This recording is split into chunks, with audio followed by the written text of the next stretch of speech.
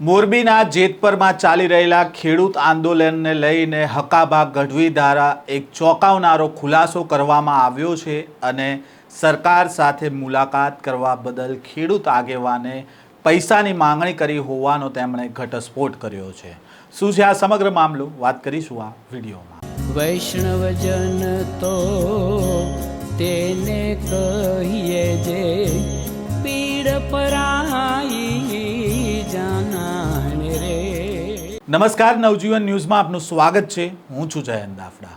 મોરબીના જેતપરમાં ચાલી રહેલા ખેડૂત આંદોલનની વચ્ચે ગુજરાતના જાણીતા લોક સાહિત્યકાર હકાબા ગઢવીએ એક ચોંકાવનારો ખુલાસો કર્યો છે, જે બાદ મોરબી સહિત સમગ્ર ગુજરાતમાં ખળભળાટ મચી ગયો છે। હકાબા ગઢવીએ શનિવારે એક પ્રેસ કોન્ફરન્સ કરી અને જેતપરના ખેડૂત આગેવાન નિલેશ એરવાડિયા અને જેતપુરના ખેડૂત આંદોલનને લઈને મોટો ખુલાસો કર્યો છે। હકાબા ગઢવીએ જણાવ્યું કે હું સત્યની લડાઈ સાથે નીકળ્યો હતો અને હજુ પણ સત્યની લડાઈ જ લડી રહ્યો છું। હું માત્ર ને માત્ર ખેડૂતો માટે આવ્યો હતો। હું મારા કોઈ સ્વાર્થ માટે ન આવ્યો હતો, પરંતુ જ્યારે ખેડૂત આગેવાનની વાત સાંભળી ત્યારે મારા પગ નીચેથી જમીન ખસી ગઈ। આ સમગ્ર મામલાને લઈને પહેલાં તો શું કહ્યું છે હકાબા ગઢવીએ તે સાંભળે। જય માતાજી, જય મોગલ, જય જવાન, જય કિસાન, સત્યમેવ જયંતી। આજ આપ સૌની સામે એવો એક ખુલાસો કરવા જઈ રહ્યો છું, એનાથી કદાચ ગુજરાતમાં હલચલ થઈ શકે, આ ખેડૂતોમાં। કારણ કે હું દીકરો તો એક સત્યની લડાઈ માટે અને હજી સત્યની લડાઈ માટે જ છું। માત્ર ને માત્ર ખેડૂત માટે આવ્યો હતો। મારો કોઈ આમાં સ્વાર્થ નહોતો। મેં બધી વાત પહેલાંથી પત્રકારોને ન્યૂઝવાળાને જણાવી દીધી છે, મારી જે હકીકત હતી। જેતપુરમાં આંદોલન ચાલી રહ્યું છે, 17મો 18મો દિવસ છે અત્યારે। મારો પહેલો પ્રોગ્રામ 21 જૂન મને બોલાવ્યો નિલેશભાઈ એરવાડિયાએ કે આપ હકાબા પધારો, શું લેશો? કીધું હું તો ફ્રીમાં પ્રોગ્રામ કરું છું। મજાક પણ મેં કીધું, મજાક કરી હતી મેં, ડીઝલને બતાવી દીધી, પણ મેં અહીંયા કંઈ લીધું નથી, ખાલી કહેવા પૂરતું બોલ્યો હતો હું ગયો 21 જૂનના દિવસે, ડાયરો કર્યો, બહુ સારો પ્રતિસાદ મળ્યો મને।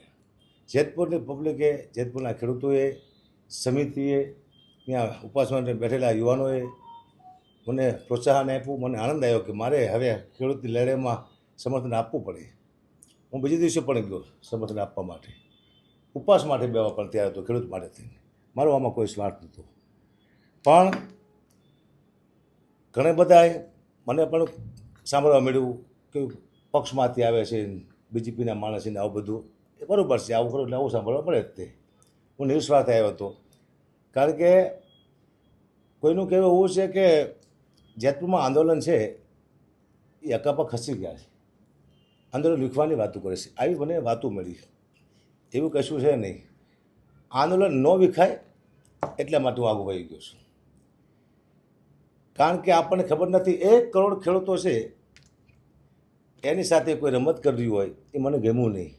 મને ઘણા ટાઈમથી કહેવું હતું, પણ મને અહીંયા જવા દેવામાં આવતો નહોતો। વારંવાર હું ફોન કરતો, ના પાડતા કે તમારે અહીંયા નથી આવવાનું। નિલેશભાઈ એરવાડિયા પણ વારંવાર જ ના પાડતા હતા, કારણ કે નિલેશભાઈ એરવાડિયા હું અહીંયા જાઉં તો નુકસાન થાય એવું હતું, એટલે એ લોકો પણ ના પાડતા હતા। સમિતિ સારી છે, જેતપુરના ખેડૂતો સારા છે, જનતા સારી છે, ઉપવાસમાં બેઠા યુવાનો એ બધા સારા છે, પણ હું જ્યારે જાઉં ત્યારે નિલેશભાઈ, લોકોને કદાચ નિલેશભાઈ વિશે કદાચ નહીં ગમતું, એમને મને કંઈ કહેવું હતું, પણ નિલેશભાઈ એરવાડિયા આગળ જાય તો મને કહે ને, કહી શકતા નતા। અને કદાચ ડર હતો કે હકાબાને કહીશું ને, હકાબાના મિત્ર લાગે છે કદાચ, તો હકાબા એને કહી દેશે તો, એટલે કદાચ પિતા એવું લાગ્યું, કદાચ પણ ન કહી શકે। મને એમના ચહેરા જોઈને લાગ્યું, ઉપવાસમાંથી બેઠા હતા, કે આ કેવા ચહેરા છે, ઉપવાસ કરે છે, પણ આની સાથે શું થયું છે કોઈ ખબર છે નહીં। 21 જૂન ડાયરો, 22 કે 23 જૂને હું ફરીવાર ગયો અહીં આગળ। મેં કીધું કે સરકારે કીધું છે કે એકવાર મળવા આવો, તો મારું કહેવું એવું છે કે સરકાર કહે એકવાર મળવા જવું જોઈએ, આંદોલન ચાલુ રાખો, અને સરકાર ન માને તો પાછા આંદોલન ચાલુ જ છે, હું ઉપવાસમાં બેસી જઈશ। એ પછી એ પૂરું થયું પછી નિલેશભાઈ એરવાડિયા મારી ગાડીમાં બેસે છે, 2 કિલોમીટર પેટ્રોલ પંપ થાય, એમની પાછળ ગાડી પણ આવી હતી લેવા માટે, અને બોલ્યા તો હતી લોકો, વિકાસભાઈ પણ એમની સાથે હતા, જે ગાડી આવી પાછળ લેવા માટે એમાં વિકાસભાઈ હતા, અને બોલ્યા પણ કે અહીંયા ન અવાય એટલું 2 કિલોમીટર, કંઈ ઉપવાસ કરતો એ માણસ 2 કિલોમીટર આગળ ન જઈ શકે, તમને ખબર છે। હવે તો જ્યારે ડાયરો હતો ત્યારે મને પેટ્રોલ પંપે આવ્યા હતા, ત્યાં ઓલા કાજલબેન સિંહને મારું ઇન્ટરવ્યૂ તારી ભાઈ સામે જ બેઠા હતા એરવાડિયા, તો તો ગાડીમાં બેસાડ્યો મને, બેઠા પછી અલગ ગાડી રાખી. એમ તમારી ગાડી બધા હશે તો આગળ લઈ લો. એમ મારી સાથે બેઠા. કોને કહેવાય વિશ્વાસઘાતી, કોને કહેવાય ગદ્દાર, કે જે 1 કરોડ ખેડૂત સાથે પણ વિશ્વાસઘાત કરે છે, પોતાના સમાજ સાથે પણ વિશ્વાસઘાત કરે છે, સમિતિ સાથે વિશ્વાસઘાત કરે છે, ઉપવાસ માટે બેઠા છે એની સાથે પણ વિશ્વાસઘાત કરે છે નરેશભાઈ અરવાડિયા. કારણ કે હું હવે જે મૂળ મુદ્દામાંથી આવું છું, જે કહેવા જઈ રહ્યો છું, મારો કોઈ આમાં બધી નથી. મને એમ મારે નથી કહેવું એનું કારણ એ હતું, એટલા માટે નહોતો કહેતો કે મારા કહેવાથી આંદોલન તૂટી જાય છે. પેક મારું પેક મારે એટલે ભૂખ લાગે, ખાવું તો પડે જ તે. એટલે આનું નાર્કો ટેસ્ટિંગ કરે ને તો ખબર પડી જાય કે શું કરે છે માણસ. આવા માણસની આંદોલનમાં ક્યાંય જરૂર છે નહીં. હવે પછી આપ સૌ ખેડૂતોને વિનંતી કે કોઈ પણ તમે નેતા બનાવો, આગેવાન બનાવો, પૂરી ચકાસણી કરજો. એની માથે કેમેરા રાખજો, કેમેરા માથે બીજા 5 માણસ રાખજો. ક્યાં જાય છે, ક્યાં ખાય છે, શું વાત કરે છે, કોની સાથે વાત કરે છે, આ બધું જાણવું જરૂરી છે. ને કે આપણો ખેડૂતોનો બિઝનેસ, ખેડૂતનો ધંધો થઈ જાય છે. આટલા ટાઈમથી ધંધો થતો આવે છે ખેડૂત હારે રમત જ રમાય છે. આ તો આ જ ખબર પડી કે આવા પણ અમુક માણસો હોય છે જે ખેડૂતોને વિશ્વાસઘાત કરે છે. તે ગુજરાતના તમામ ખેડૂતોને વિનંતી, હવે પછી કોઈ આગેવાન ચૂનો તો ખાસ ધ્યાન રાખજો. અને આપ સૌને વિનંતી, ક્યાંય મારી ખેડૂતમાં આટલા મેં ન્યૂઝ આપ્યા છે, ક્યાંય મારી ભૂલ થઈ તો આપ સૌ પાસે ક્ષમા માગું છું. ક્યાંક બોલવામાં મારી ભૂલ થઈ હોય કે ઉતાવળું બોલી ગયો હોય તો ખેડૂતોને પણ ક્ષમા માગું છું. હું માત્ર ખેડૂત માટે આવ્યો છું. મારો ધંધો, મારી પ્રતિષ્ઠા, મારું જીવન, મારું પરિવાર, આ બધું સાહેબ હું દાવ માથે લગાડી અને તમારે ખેડૂત માટે આવ્યો. આવા માણસોને હું ભાડું તો મને પીડા થાય કે ન થાય, મારે બોલવું પડે. કારણ કે મને ઊંઘ નથી આવતી. એક જ મારી સાથે 8 દિવસ કાળિયા સમાજમાંથી આવે છે, કાળિયા સમાજમાંથી પ્રકાશજી જાદવ, એ 8 દિવસ મારી સાથે રહ્યો. બાકી કોઈ મારી સાથે નહોતું. કારણ કે લોકો ડરતા હતા ફોન કરતા. એક મારો સમાજ આવ્યો હતો, ચારણ સમાજ, કે તમને અગાઉ સમર્થન આપી. બીજું નહીં, તમે ખેડૂત તરીકે આવો. કારણ કે આમાં છાંટા ઉડવાની બીક તો મને લાગે છે. તો મને ઉડે તો મારા સમાજને છાંટા ઉડે એવું મારે કરવું છે નહીં. તમે ખેડૂત તરીકે આવજો, મારી સમર્થનમાં કોઈ ના આવશો. એટલે સમાજને બચાવવા માટે મેં બચાવી લીધો. કે આ છાંટા સમાજને પણ ઉડે હતી. કોઈ સમાજ મારો સમર્થનમાં આવ્યો નથી, મેં જ ના પાડી હતી. એટલે આપ સૌને વિનંતી, ક્યાંય ભૂલ ચૂક હોય તો આપ ક્ષમા કરજો. ખેડૂત માટે લડ્યો તો આજીવન લડતો રહીશ. અને મારો વિષય છે પ્રોગ્રામનો, તો પ્રોગ્રામ હું બધાય ના કરીશ. આ તમને કહી દઉં છું, મને પૈસા આપશે એના હું પ્રોગ્રામ કરીશ. મારો ધંધો છે, પ્રોગ્રામ નહીં આવે તો કંઈ વાંધો નહીં. હવે તો ડર પણ લાગશે ક્યાંય જવાનો, આ તે કોઈ આપણે દગો કરી જાય એવો બધો.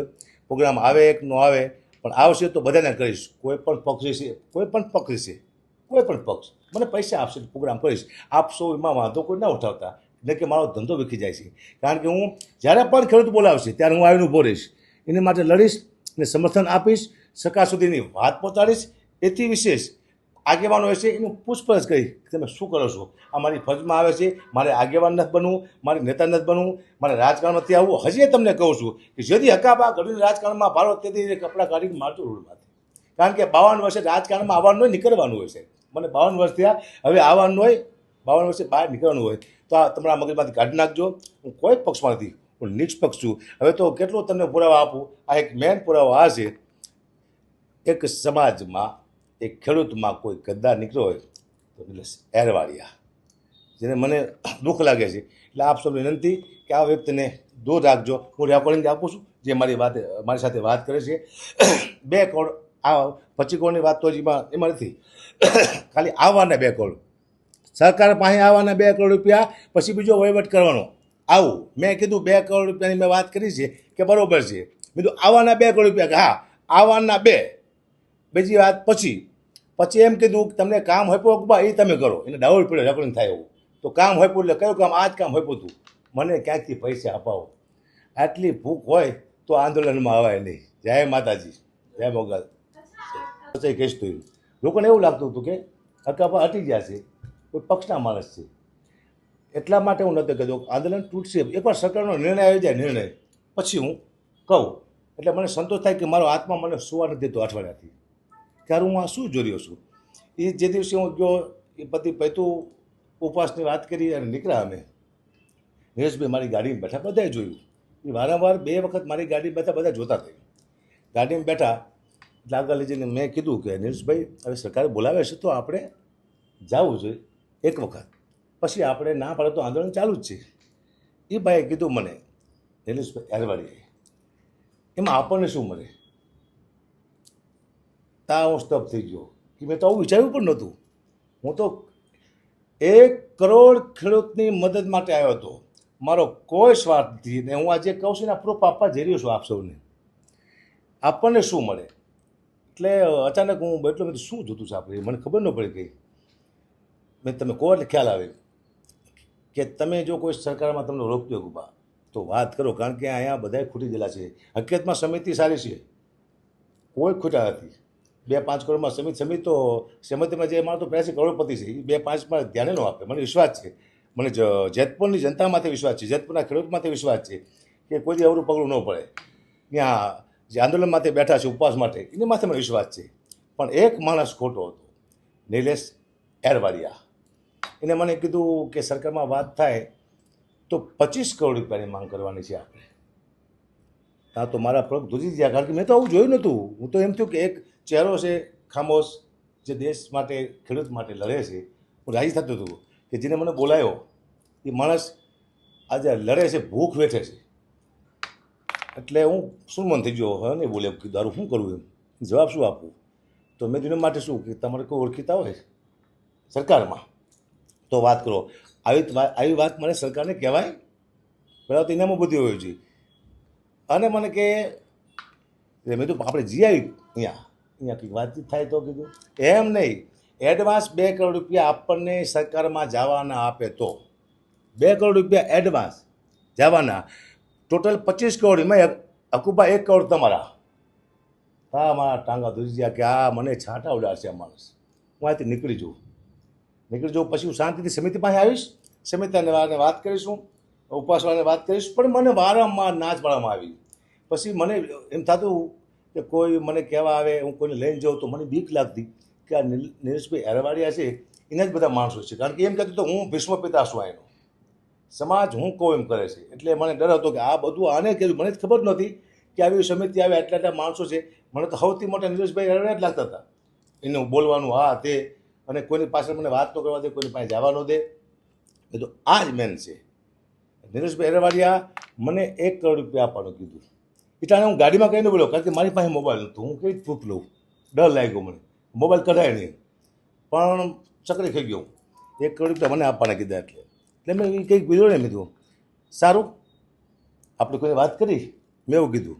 આટલું કંઈ હું નીકળી ગયો ઘરે. મને ઊંઘ ન આવી રાખી રાત. કીધું આનું શું કરવું, આનું કોઈ પ્રૂફ. હવે આ માણસ થોડોક એવો બોલે ફરી વાર કે આટલા પૈસા આપણે જોતા છીએ, આવું બને જ નહીં. કારણ કે હોશિયાર માણસ આવો, અને ઘણા આંદોલનો કર્યા હશે, બહુ બુદ્ધિશાળી માણસ છે. એ ફરી વાર બોલે નહીં. અને મને ખબર હતી છેલ્લે આ બહુ મોટા છાંટા ઉઠશે, કારણ કે આ તો સમિતિને છાંટા ઉડાડશે, આ તો આખા જેતપુરના ખેડૂતને છાંટા ઉડાડશે. 1 કરોડ ખેડૂતને લાંચન લાગશે ને આથી વિશ્વાસઘાત થાય છે. આવું કામ કરવા જઈ રહ્યું છે આ માણસ.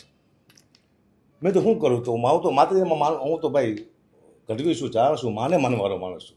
મા પાસે બેન પ્રાર્થના કરી માં એવું કંઈક ને પાસે કહેવાય ને, જે હું ખેડૂત સુધી પહોંચાડું તો મારી આબરૂ રહી જાય અને એ માણા ખુલ્લું આવી જાય. પછી મેં તો રેકોર્ડિંગ તો વોટ્સઅપ કોલ કરે છે, તો રેકોર્ડિંગ કરવું કેવી રીતે. મારો દીકરો છે, 12મું ભણે છે, એને મને કીધું પપ્પા શું છે. મેં તો આ એક ભાઈનું રેકોર્ડિંગ કરું છું, વોટ્સઅપ કોલમાં થાય બેટા કે ના, પણ સ્પીકર ફોન તમે કરજો એટલે હું નજીકથી લઈ લઈશ. અવાજ આવશે, બિલકુલ ચોખ્ખો અવાજ આવશે પપ્પાએ. મેં તો એ બોલે તો સારું છે. અચાનક મેં ફોન કર્યો, કારણ કે મારે તો ક્યાં કહેવું કોઈને કે 25 કરોડ રૂપિયા માગે છે, મારે કોઈને પર જવાય જ નહીં. પણ એ પ્રૂફ માટેથી અને મેં એને ફોન કર્યો. એ આપણે હું તમને પુરાવો આપું છું, આપ સૌને રેકોર્ડિંગ આપું છું. મેં કીધું નિલેશભાઈ સામે વાત થઈ ગઈ છે. મેં કીધું નિલેશભાઈ એવું કહે છે કે પહેલાં સરકાર પાસે આવવાના 2 કરોડ રૂપિયા સમાધાન થાય એ નહીં, બાકી બધો વહીવટ છે પછી પતાવવાનો. બરોબર છે નિલેશભાઈ? હા બરોબર છે. ખાલી આવવાના ને કે હા, સરકાર પાસે ખાલી આવવાના 2, એક તમારા, એક મારા. અત્યારે જો નિલેશભાઈ મારે જસ જોઈશે, જસ ખેડૂતોનો. મારે પૈસા નથી જોતા, પૈસા તમે લઈ લેજો, આપે તો મારે જસ લેવો છે. તો કે પછી આવી રીતે વાત ન કરાય તમારે. એટલે મેં તો રેકોર્ડિંગ થતું છે ભાઈ, એટલા માટે એ કે તો તમને જે કામ હોય પૂરી કરો, બાકી આવવાના સરકાર પાસે 2 કરોડ રૂપિયા લેવાના છે. આવું રેકોર્ડિંગ મારા ફોનમાં છે. તો તમામ ગુજરાતના 1 કરોડથી વધુ ખેડૂતોને હું આજ કહેવા જઈ રહ્યો છું કે તમારા કોઈ પણ સમાજમાં કોઈ આવો વિભીક્ષણ હોય તેને ગોતી લેજો, કારણ કે ખેડૂતના પૈસા જે ખાઈ જાય આટલી મહેનતના એના છોકરા ગમે ત્યારે ફાટી પડે એનું નક્કી નથી, અને આ પૈસો કોઈથી નહીં પચે. મેં તો મારી પ્રોપર્ટી બતાવી દીધી, મારી પાસે એટલું જ છે, એથી બધું મારી પાસે કંઈ છે જ નહીં.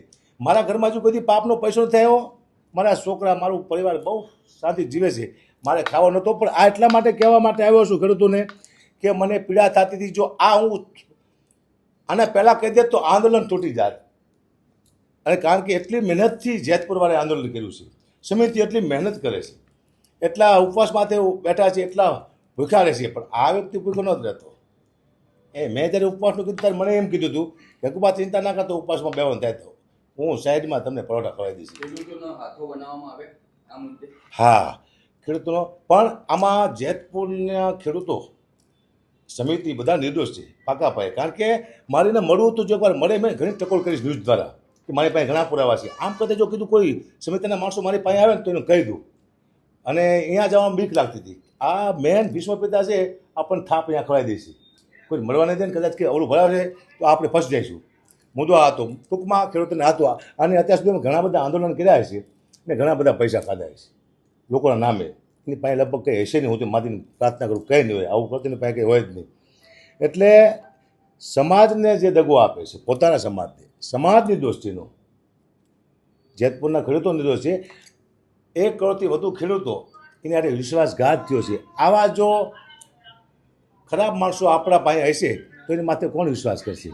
એટલે હું જે રેકોર્ડિંગ આપવા જઈ રહ્યો છું ને ખેડૂતને વિનંતી કરું કે એટલા માટે મેં ન કીધું એ ટાણે, જો હું કોઈ પક્ષમાં હોત તો આંદોલન બગાડી શકે હતું. હું સરકારના નિર્ણયની વાત જોડતો.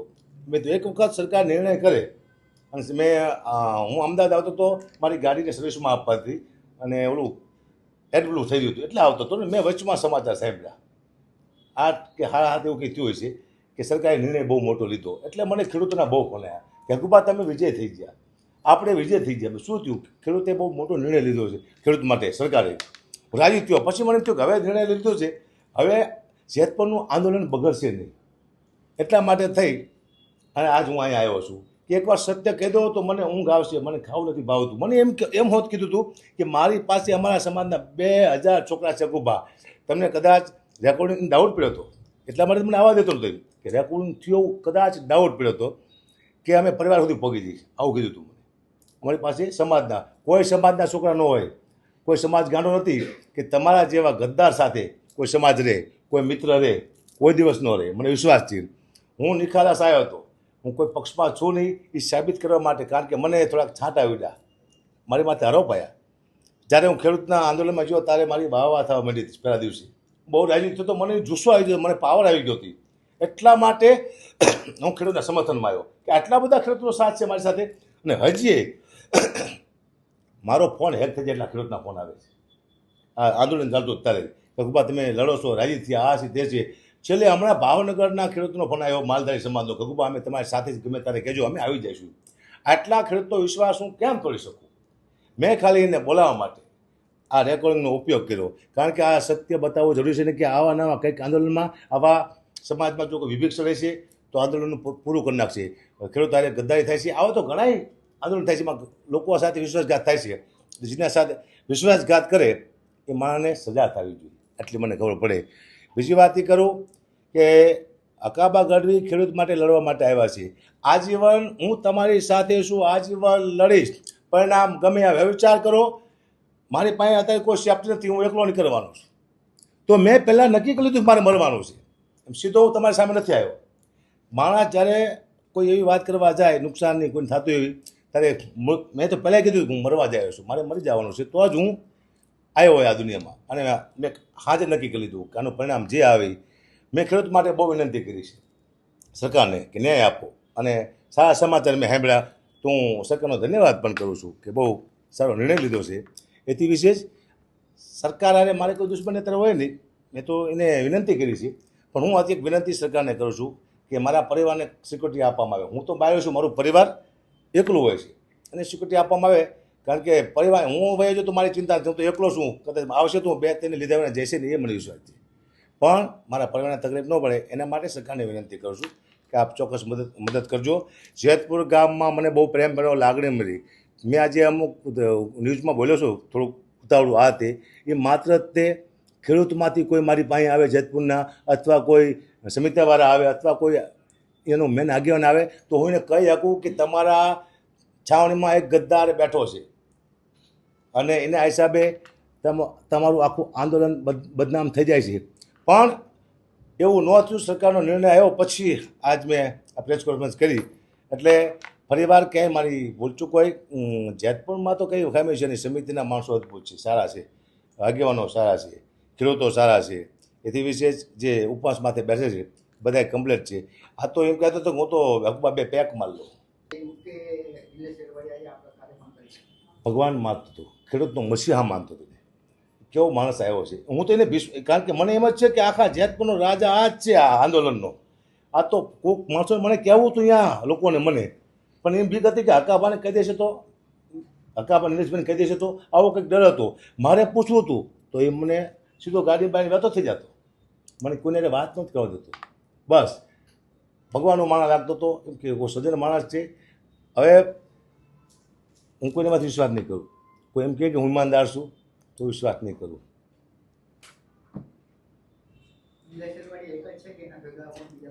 નહીં, બધા મારા ખ્યાલથી કોઈ નહીં હોય, કારણ કે અલગ પડતો મેં જોયો છે. એવું મને ડાઉટ તો હતું જ કે અલગ પડે છે એ, કારણ કે સમિતિવાળા તો માણસો અદ્ભુત છે, સારા વ્યક્તિઓ છે. જેતપુર ગામના ખેડૂતો પણ સારા છે, યુવાનો પણ સારા છે. આ જે ઉપવાસમાંથી બેઠા છે, હું વારંવાર એક છોકરાને કહેતો હતો, ગાડીવાળો છોકરો તો મને પરફેક્ટ ખાતો લાગે એક છોકરો અહીંયા એમ. પણ આ માણસ તો બેક મારે છે અને ઓલું કે ખયામાં એવું કંઈક.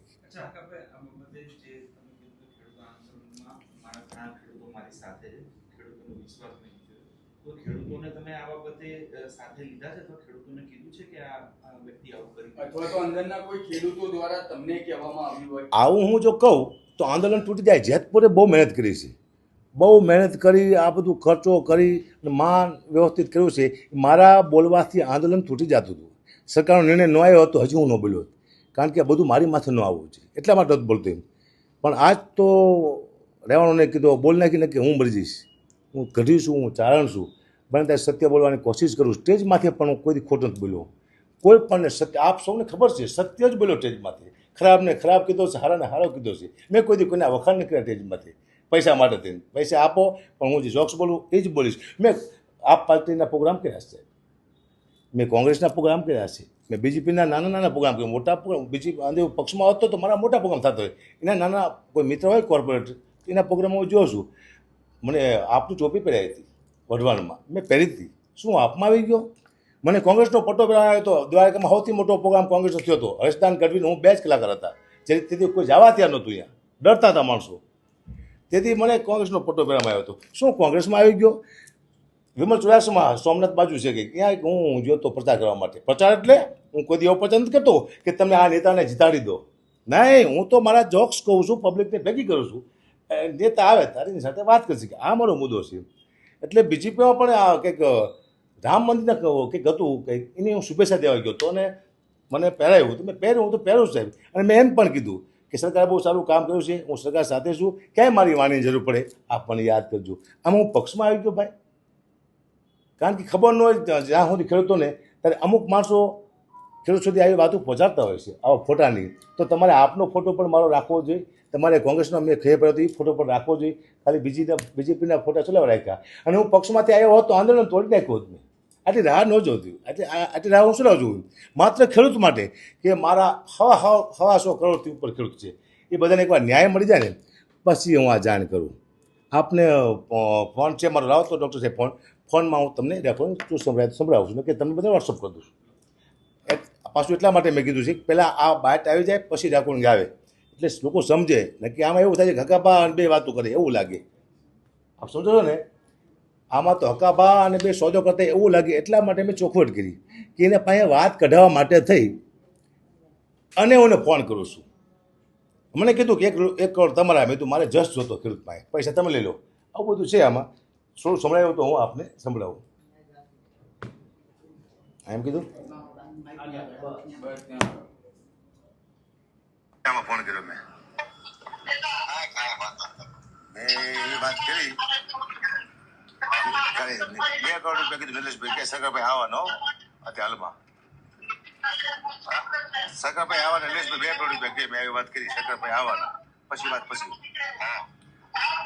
તો એ કે કાલે ફોન કરીને કીધું એટલે આજ ફોન કરવાનો મારે હે ને અને ચોખ્ખું કીધું ને સગરભાઈ આવવાના ખાલી પછી નિર્ણય પછી લેવાનો 2 કરોડ કીધું કે વધારે કેવા બોલો મારે 1 રૂપિયા જોતું જો તમે હે ને 2 કરોડ મળી જતો ને તો હું અહીંયા સુધી લઈ જાઉં અહીંયા હું જળ મળી જાઉં ને મારા માટે બહુ મળતું મને જશ મળવો જોઈએ તમને પૈસા મળવા જોઈએ તો એક કામ કરો તેમાં કહું છું તેમાં રેકોર્ડિંગ થાય તેમાં ફોન ન કર્યો ઓલામાં કે રેકોર્ડિંગ થાય છે આપણે રેકોર્ડિંગ થતા હોઈએ ઉપર ખબર ન હોય તમને ઓકે હાલો ઓકે હાલો આ કામ મન હોય